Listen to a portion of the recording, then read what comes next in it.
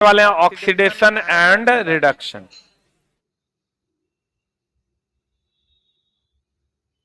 क्या पढ़ने वाले हैं आज हम लोग? Oxidation and reduction. देखो, ऑक्सीकरण क्या कहते हैं दोस्त मेरे? एक होता है ऑक्सीकरण, क्या होता है?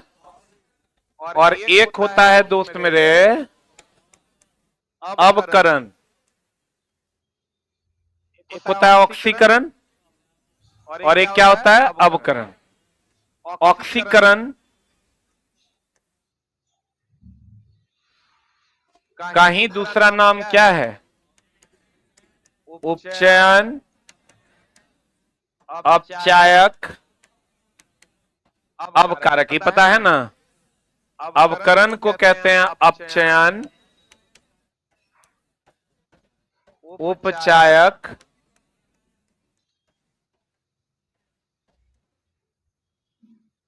ऑक्सीकारक। देखो, इसमें ऑक्सीजन जुड़ता है और इचला हाइड्रोजन हटता है। और अगर इसमें आते हैं तो इसमें ऑक्सीजन क्या होता है? हटता है और हाइड्रोजन क्या होता है? जुड़ता है। अब ध्यान देना, अगर ये दोनों बातें हो जाए, ये भी हो और ये भी हो, तो इसको हम लोग कहते हैं रेडॉक्स। कौन अभिक्रिया? अगर ये भी हो यानी ऑक्सीजन जुड़ भी रहा हो, ऑक्सीजन हट भी रहा हो, तो वह अभिक्रिया क्या कहलाएगी? रेडॉक्स।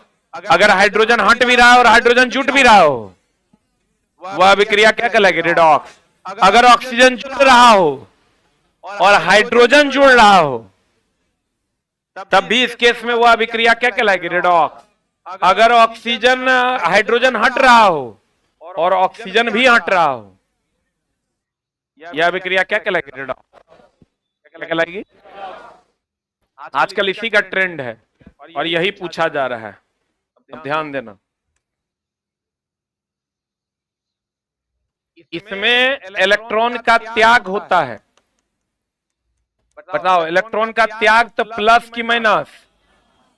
आप जो त्याग करता है उस पर प्लस ना। तो देखो, कल क्वेश्चन मिला था, एनोड की कैथोड, और ये इलेक्ट्रॉन ग्रहण करता है।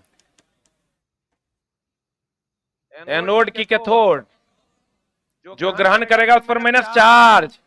आप माइनस बोले तो क्या? कैथोड। इसको लिख लो।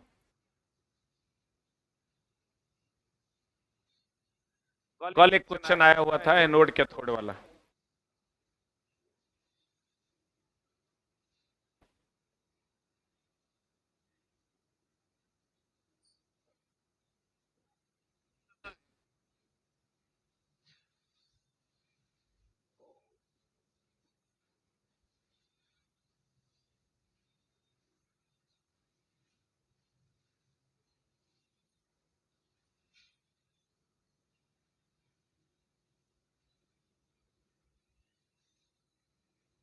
और दोनों को मिला के लिख लेना क्या? रेडॉक्स।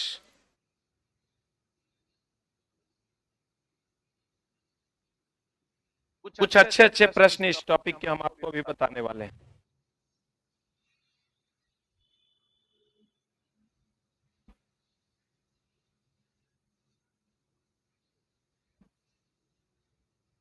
हो गया? थ्योरी वाला सेक्शन में खाली है, वहां लिखिए। अरे चोट्टा, कैसे लिखा है रे? कितना सुंदर हम सजा के लिखे हैं, तो वैसे नहीं लिखे, कैसे कैसे लिख दिया? क्या लिखा है? किसी की पढ़ाई में मेरा क्या योगदान है?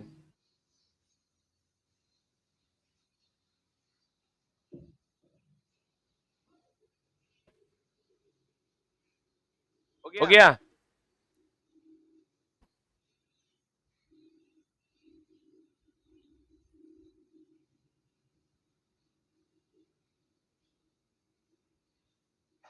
अरे हो गया।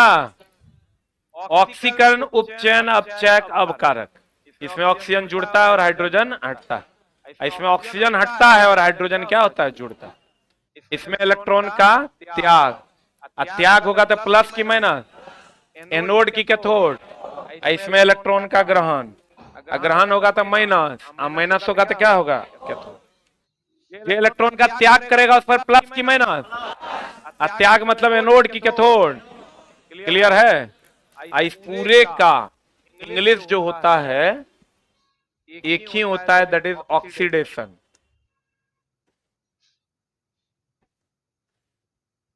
और इस पूरे का एक ही इंग्लिश होता है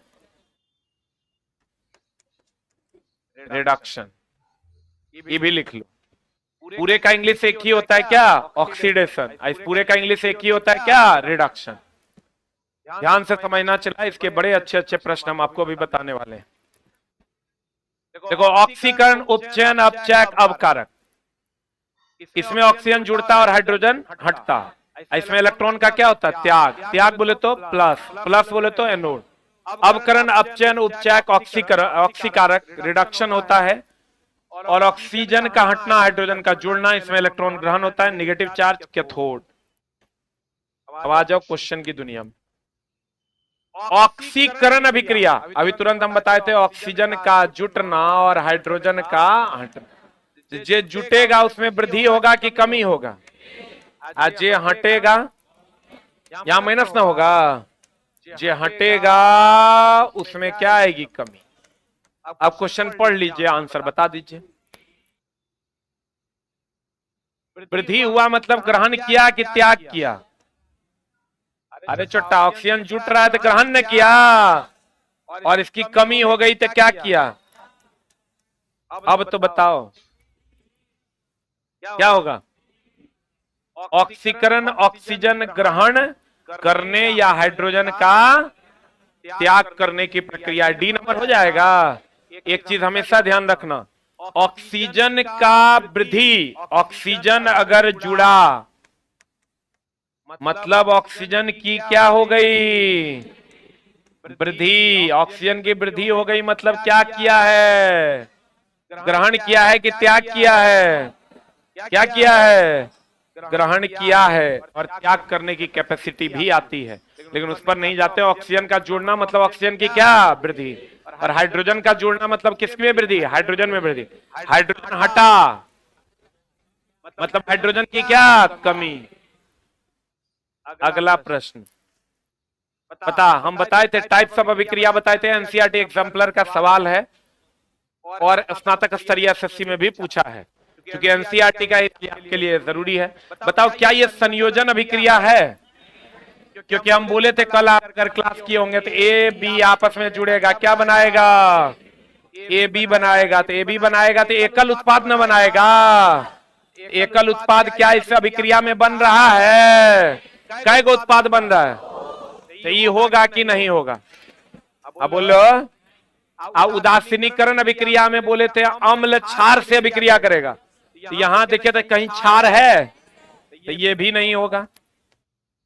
कोई दो गो चुनना है, इसका मतलब 1 और 3 होगा। कैसे होगा वो भी बता देते हैं। हाइड्रोजन यहां से हटा है, ऑक्सीजन जुटा है, तो प्रतिस्थापन अभिक्रिया है। अब रही बात उपचयन, अपचयन यानी रिडॉक्स कैसे है। रिडॉक्स देखो कैसे है, ध्यान से देखो, हाइड्रोजन यहां हट रहा है, हाइड्रोजन यहां जुट रहा है।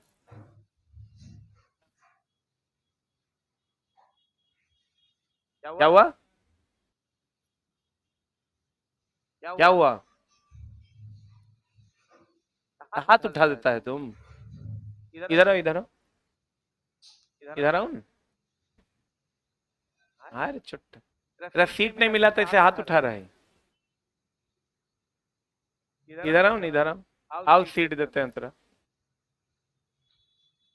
अभी क्लास से तेरा बाहर ही कर देते हैं, लेट आया है। अरे देखो कितना बड़का रंगबाज है। आओ नहीं, इधर आओ, बैठो। सीबीएसई बोर्ड से है रे, बाबूजी नौकरी करते हैं। कॉन्फिडेंस कहां से लाता है।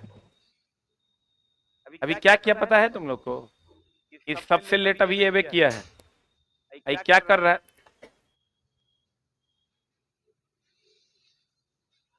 हम उधर ध्यान गया मेरा कि कहता है सर हट नहीं रहा है।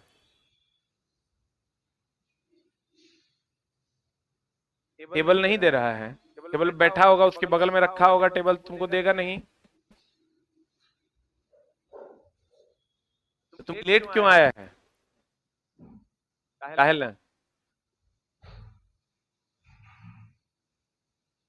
बैठो, रंग बताओ यार, बहुत मार पड़ जाएगी। देखो ध्यान से देखना, चला पढ़ाने का एगो फ्लो होता है। देखता है बैट्समैन सबको बैटिंग कर रहा होता है तो एकदम स्क्रीन को एडजस्ट कर लेता है ताकि जरा सा भी नहीं, जरा सा कंसंट्रेशन लॉस होगा ना। दिमाग में होता क्या है, अगर आप पढ़ा रहे हैं तो आपको अगला क्या बोलना है उसको डिसाइड करना होता है, तभी ना हम बोलेंगे। तो अगला डिसाइड कब कर पाएंगे, जब हम इस पे कंसंट्रेट रह पाएंगे। नहीं तो अगला बार डिसाइड होगा नहीं तो ऑर्डर मेंटेन नहीं हो पाएगा। खैर छोड़िए, जाने दीजिए। यहां से आप देखिए क्या बता रहे थे। हाँ, अगर हाइड्रोजन हट रहा है और हाइड्रोजन जुड़ भी रहा है,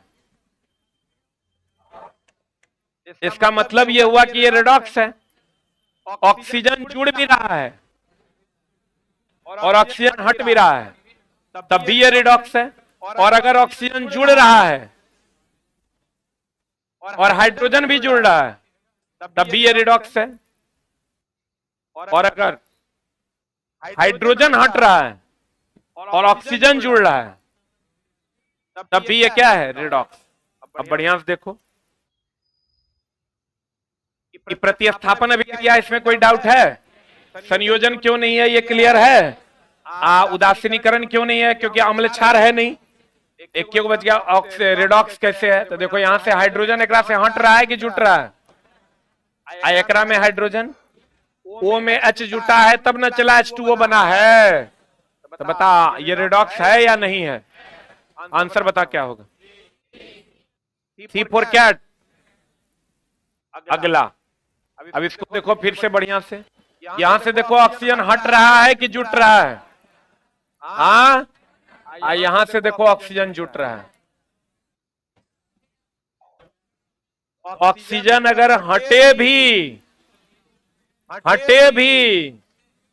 जुड़े भी, तो ऐसी अभिक्रिया को कौन अभिक्रिया कहते हैं? रेडॉक्स। आंसर बता क्या होगा?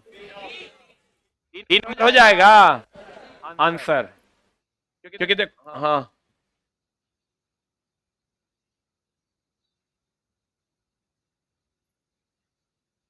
अभिकारक में देखते हैं। जब भी देखेंगे किधर की तरफ देखेंगे? अभिकारक से देखेंगे कि अभिकारक से उत्पाद जाते हुए क्या हो रहा है, जुट रहा है कि हट रहा है। क्लियर? किधर से किधर देखेंगे? नहीं तो तू इधर से इधर देखेगा तो मामला गड़बड़ा जाएगा। किधर से किधर देख रहा है? Left to right.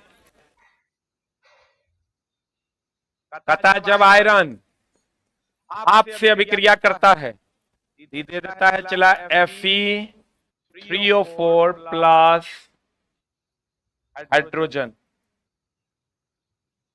अगर आयरन ऑक्सीजन से अभिक्रिया करेगा जल की उपस्थिति में, तभी दे देगा Fe2O3। ये दोस्त मेरे भाप है। एक मिनट रुक जा, ये जो है ये जंग है।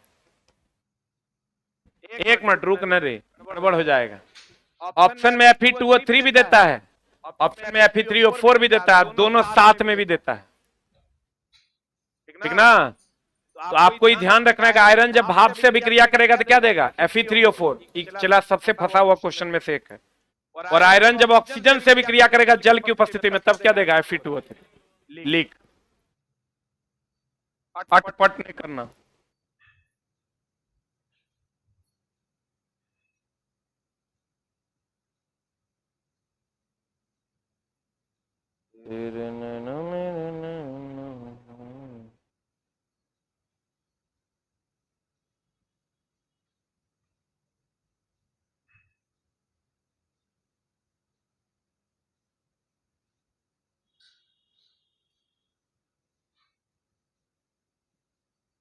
हो गया? अब चलते हैं, the name of the chapter is solution. हम चला एकदम कुछ चुनिंदा प्रश्नों को ही लेके आए हैं। बादल देख रहे हो, बादल, बादल नहीं देख रहा, कुहासा देख रहा है, पक्का देख रहा है। बताओ, बादल और कुहासा जो है, हम हमेशा बच्चों को इस चीज में बच्चा कंफ्यूज मत होना, इस रूम में आदमी है कि आदमी में रूम है? हाँ, बड़ा में छोटा होता है, गिलास में पानी होता है कि पानी में गिलास? बादल, कुहासा, बूंद, ये सब दोस्त मेरे गैस में क्या है? गैस में क्या है? द्रव। एक मिनट होल्ड ऑन। वहीं अगर धुआं की बात करोगे तो धुआं गैस में छोटे छोटे कण होते हैं ठोस के, राख के। यहां ठोस का मतलब क्या है? राख है। Right it down. हाँ, कुहासा का ही दूसरा रूप है।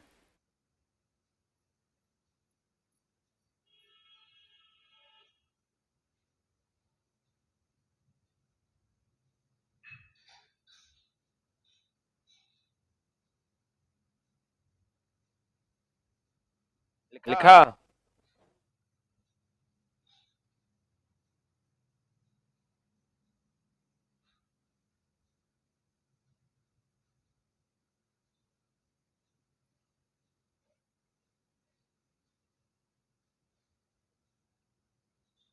अरे लिखे, बादल, कुहासा, धुंध। गैस में क्या है? द्रव। धुआं गैस में क्या है? ठोस।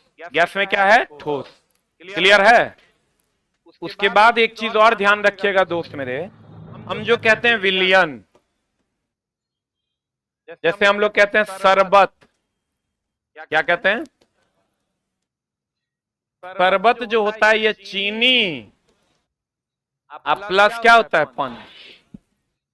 इसको जो शरबत है इसको हम लोग विलियन या घोल कहते हैं। चीनी को हम लोग विलेय, पानी को हम लोग विलायक कहते हैं। बोलो हाँ, रुक जा। पानी में चीनी की चीनी में पानी। आप चला किसी चीज को जानते हैं उससे मतलब नहीं है, आप कितना एक्यूरेसी के साथ जानते हैं इससे मतलब है। तब आप क्वेश्चन 100% कंफर्म बना पाइएगा ना, तो ए के बदले होगा बी।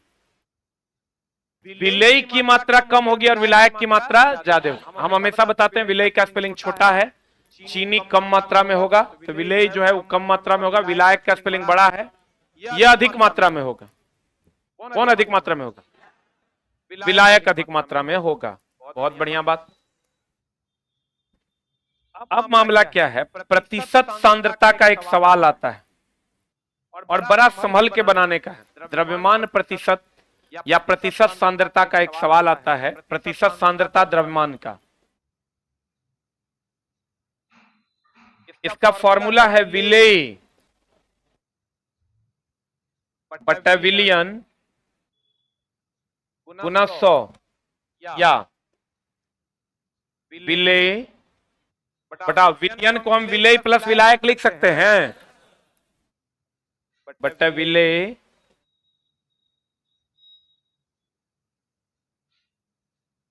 प्लस विलायक गुना 100। इसी का एक और फॉर्मूला हम बनाते हैं, विलेय छोटा कि बड़ा? ध्यान दीजिएगा, विलेय जो है छोटा कि बड़ा? विलायक बड़ा ना। एग्जाम हॉल में आप विलेय विलायक को पहचान नहीं पाइएगा, या विलियन, विलेय विलायक विलियन इतना कंफ्यूज करेगा, ये वो भागा देके आंसर लाना है, वो लाने में गड़बड़ हो जाएगा। अगर जान रहे हैं तो क्वेश्चन बहुत आसान है, एगो भागा देना है, आंसर ले आना है। लेकिन अगर दोस्त मेरे नहीं जान रहे हैं तो वही भागा पता नहीं चलेगा, नहीं चलेगा तो मामला हो जाएगा गड़बड़। एक बार एक सवाल बना रहे थे, सवाल बहुत लंबा चला गया, हमने क्वेश्चन लिखा, क्वेश्चन इतना लंबा था, सॉल्यूशन जब करने लगे तो सॉल्यूशन और लंबा चल गया। यहाँ सवाल में कहीं पर 10 था, कहीं पर 2 था। अब फाइनली जो रिजल्ट मेरा आया वो आया 10/2 बराबर 5। ठीक है, 2 ही डेटा था, एक 10 था, एक 2 था। फाइनल रिजल्ट मेरा कितना आया? 10/2 बराबर 5। एगो लड़का कहता है सर इतना जो आप किए हैं एकरा करने का क्या जरूरत, सीधा भागा दे देते आंसर आ जाता। हम ओकरा बोले बाबू रे ये हमको कैसे पता चलेगा कि भागा दे देंगे तो आंसर आ जाएगा? तो बोला सर हिट एंड ट्राई करते, एक बार 10/2 देख के देखते ऑप्शन आ रहा है कि नहीं, एक बार 10 गुना 2 देख के करते ऑप्शन आ रहा है नहीं, एक बार 10-2 देख के करते, एक बार 10+2 देख के करते। इतना करने का क्या जरूरत है, क्या जरूरत है फॉर्मूला बनाने का? अब बड़ा बढ़िया उपाय बताया ये बच्चा। लेकिन दोस्त मेरे ये हमेशा 10/2 होगा और किस क्वेश्चन में 10/2 होगा ये कैसे पता चलेगा? अगर कोई उपाय है? वो तो इसमें आ गया, जब आप क्वेश्चन बना रहे होते हैं विलेय, विलयन और विलायक का, सवाल बहुत आसान होता है, खाली एगो भागा देना, you will get the answer. एक जोड़ करना, एक भाग देना, you will get the answer. लेकिन आपको पता तो चले कि जोड़ना किसको है, घटाना किसको है, भागा केकरा से देना है। इसीलिए इसको पढ़ना पड़ेगा ठीक से। प्रतिशत सांद्रता विलेय, अब बटा किसका? विलयन। विलयन बोले तो शरबत की चीनी, हाँ। अब विलेय बटा विलेय प्लस विलायक, क्योंकि विलयन को विलेय प्लस विलायक लिख सकते हैं। बोलिए, एक चीज हमेशा ध्यान रखिएगा, जो कम मात्रा में होगा वो क्या होगा? विलेय, और जो अधिक मात्रा में होगा वो क्या होगा? विलायक। देखो तो इस फॉर्मूले को हम ऐसे लिख सकते हैं, छोटका छोटका बटा छोटका प्लस बड़का गुना 100। बोलो चला, इसको हम ऐसे लिख सकते हैं, छोटका बटा छोटका प्लस बड़का गुना 100। देखो तो ऐसे लिख सकते हैं क्या? विलेय छोटा की बड़ा, विलायक बड़ा। विलेय विलायक विलयन में नहीं फंसना है, तो आप सीधे करना छोटका बटा छोटका प्लस बड़का गुना 100। लेकिन अगर विलयन दे देगा, फिर विलयन दे देगा तो विलेय या बटा विलयन गुना 100 करना होगा। लेकिन ऐसा कोई सवाल है नहीं, लेकिन कभी कभार दे देता है 1-8%। तो अगर दे देगा तो विलयन को पहचान लेना, शरबत का दे देगा द्रव्यमान इतना है तो समझ लेना क्या दे दिया? विलयन। और नहीं तो 99% केसेस में लगाना छोटका बटा छोटका प्लस बड़का गुना 100। बोलवे नहीं करेगा, क्योंकि जो छोटका विलेय बटा विलेय प्लस विलायक गुना 100 करोगे ना, एग्जाम हॉल में कंफ्यूजन हो जाएगा और सवाल बनेगा नहीं। ठीक है, याद क्या रखना है? छोटका बटा छोटका प्लस बड़का गुना 100। इसको लिख लो।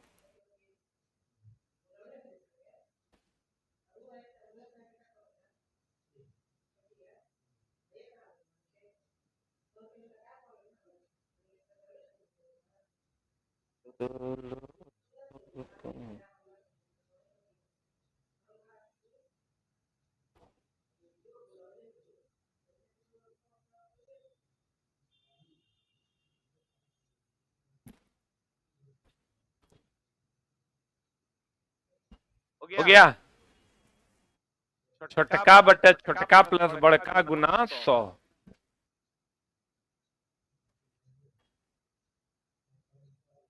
एकदम चला कम ही चीज सिखाएंगे लेकिन थोड़ा सिखा देंगे, ज्यादा नहीं पढ़ाएंगे, कम पढ़ाएंगे लेकिन थोड़ा सिखा देंगे। हो गया?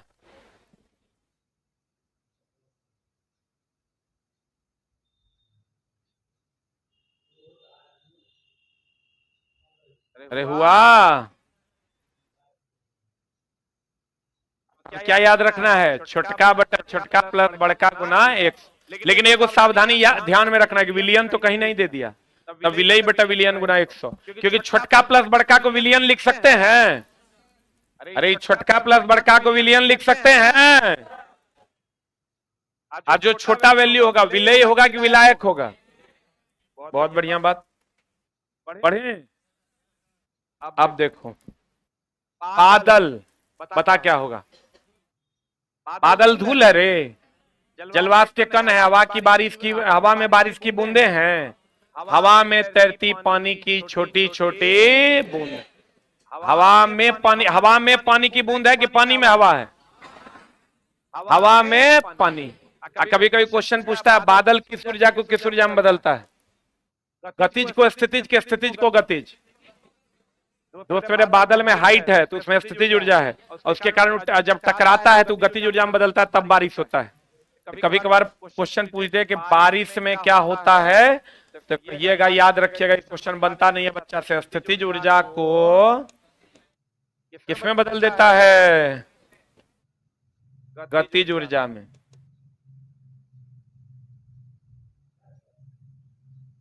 स्थितिज ऊर्जा को बारिश किसमें बदल देता है? गतिज ऊर्जा में। बादल की स्थितिज ऊर्जा होती है, वो टकराता है और गतिज ऊर्जा में बदल जाता है। आंसर बता दो क्या हो जाएगा? ए की भी किसी, बताओ उस विकल्प का चयन कीजिए जो सही ढंग से यह इंगित करता है कि निम्नलिखित में से कौन सा कथन सत्य है जब मैग्नीशियम धातु के एक टुकड़े को कॉपर सल्फेट के विलयन में रखा जाता है। बता क्या होगा? मैग्नीशियम धातु के एक टुकड़े को कॉपर सल्फेट के विलयन में रखा जाएगा, ये बना देगा MgSO4, प्लस क्या बना देगा? कॉपर। बोलो हाँ। अब देखो, लिख लिया जल्दी।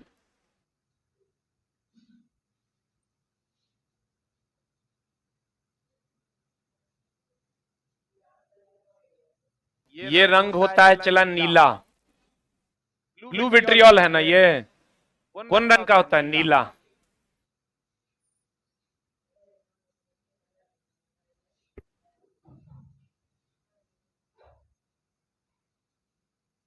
और ये जो होता है ये आप कह सकते हैं भूरा, लगभग भूरा रंग का होता है, मटमैला कलर।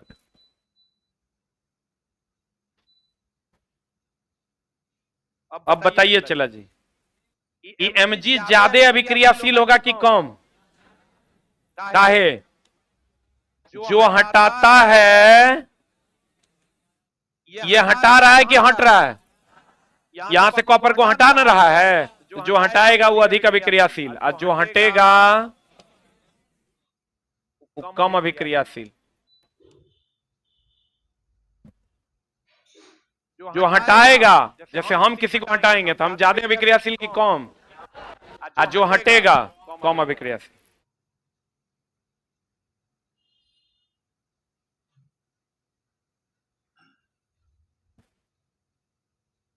हो गया? अब बता चला, मैग्नीशियम कॉपर सल्फेट के विलयन से कॉपर को विस्थापित कर देगा? कर दिया। देखो ना, कॉपर को यहां से हटा दिया। सत्य वचन। कॉपर सल्फेट का विलयन नीला रंग का फीका पड़ जाता है, सही है। मैग्नीशियम के टुकड़े पर कॉपर धातु का लाल भूरा निक्षेप बन जाता है, सही है। आंसर बता क्या होगा? 1 2 3। क्या होगा answer? B4 ball is the right answer. अब देख लो, हम अभी बताए थे आपको, इस पर ढेरी सवाल पूछा जाता है। इतना ग्राम पानी है, विलायक है कि विलयन है? ज्यादा मात्रा में पानी होता है विलायक। इतना ग्राम चीनी है तो क्या है? विलय ना। विलयन के प्रतिशत सांद्रता ज्ञात करें। प्रतिशत सांद्रता निकालेंगे, इतना कुछ करना नहीं है। छोटका बटा छोटका प्लस बड़का गुना 100। कितना परसेंट? आंसर अन्ना है तो फिर वही विलयन, विलय बटा विलय प्लस विलायक गुना 100। सीधा सीधा करना, उतना झोल झाल नहीं करना। छोटका बटा छोटका प्लस बड़का गुना 100। छोटका बटा छोटका प्लस बड़का गुना 100। अगला गैसियस लॉ, नाम तो सुना ही होगा, सुने हैं? What is gaseous law? Gaseous law के बारे में एकदम जो हम आपको इंफॉर्मेशन अभी दे रहे हैं, इससे ज्यादा आपको पढ़ना नहीं है, लेकिन ध्यान से समझना पड़ेगा। हम हमेशा बच्चों को बताते हैं ये पी भी टी। आप चला खूब पढ़ लिए हैं, आपको कुछ याद नहीं है, फिर अगर कोई यूज नहीं है। आप खूब पढ़े हैं, खूब रिवीजन किया, हमको हमारे पास है, तभी ना अगर यूज कर पाइएगा। तीरंदाज आप बहुत बढ़िया हैं, तीर आपके पास है ये नहीं है, आपको हम ढेला दे देते हैं, मामला गड़बड़ा नहीं जाएगा। तीरंदाज अगर हैं आप बहुत अच्छे, तो आपके पास तीर होना चाहिए। तीर बहुत ज्यादा है, अब प्रैक्टिस से नहीं है तो ज्यादा भी कम पड़ जाएगा। मारे गया है ने वहां के वजह चल जातो, मारवे दुर्योधन को लग जातो भीष्म पितामह। प्रेशर, वॉल्यूम और टेम्परेचर, पी भी टी, बार बार हम कहते हैं बॉयल, बी सी जी, बी सी जी। B4 हो गया बॉयल्स लॉ, C4 हो गया चार्ल्स लॉ, G4 हो गया Gay Lussac law, P V T, B C G, pressure, volume, temperature, Boyle's, Charles, Gay Lussac. सही है। अब देखो, टेम्परेचर कांस्टेंट रहेगा बॉयल्स लॉ, प्रेशर कांस्टेंट रहेगा चार्ल्स लॉ, आयतन कांस्टेंट रहेगा गै-लुसाक लॉ। नहीं समझा? प्रेशर कांस्टेंट रहेगा चार्ल्स लॉ, टेम्परेचर कांस्टेंट रहेगा बॉयल्स लॉ, आप वॉल्यूम कांस्टेंट रहेगा गै-लुसाक। और हमेशा ध्यान रखना टेम्परेचर के साथ सीधा रिलेशन, टेम्परेचर के साथ। तो बताओ वॉल्यूम और टेम्परेचर, अगर चार्ल्स लॉ की बात करोगे तो वॉल्यूम और टेम्परेचर में संबंध होगा, ये कांस्टेंट होगा। बॉयल्स लॉ की बात करोगे प्रेशर और वॉल्यूम में संबंध होगा, टेम्परेचर कांस्टेंट होगा। गै-लुसाक लॉ प्रेशर और टेम्परेचर में संबंध होगा, वॉल्यूम कांस्टेंट। अब देखो ये होता है volume is directly proportional to T, temperature है तो सीधा रिलेशन के उल्टा। कब? जब प्रेशर कांस्टेंट। अब बॉयल्स लॉ होता है P is inversely proportional to V, क्योंकि टेम्परेचर ना है रिलेशन में, तो उल्टा हो जाएगा जब टेम्परेचर कांस्टेंट। चार्ल्स लॉ कहता है, ध्यान देना, P is directly proportional to T, क्योंकि टेम्परेचर रिलेशन में जब वॉल्यूम कांस्टेंट हो। यह मामला है। अब यहां तक तो ठीक है, ध्यान देना। अगर ये उल्टा है तो इसका फॉर्मूला हो जाता है P1 बट्टा P2 बराबर V2 बट्टा V1। आई सीधा रिलेशन है तो ये हो जाएगा V1 बट्टा V2 बराबर T1 बट्टा T2। आई भी सीधा रिलेशन है, तब P1 बट्टा P2 बराबर T1 बट्टा T2। अब थोड़ा सा ध्यान देना, अब तुम्हारे पास ये हथियार है, इसको चलाना सीख लो। जैसे ही तुमको कह दे टेम्परेचर कांस्टेंट है, ध्यान देना, इसका मतलब तुम समझ लो कि जब टेम्परेचर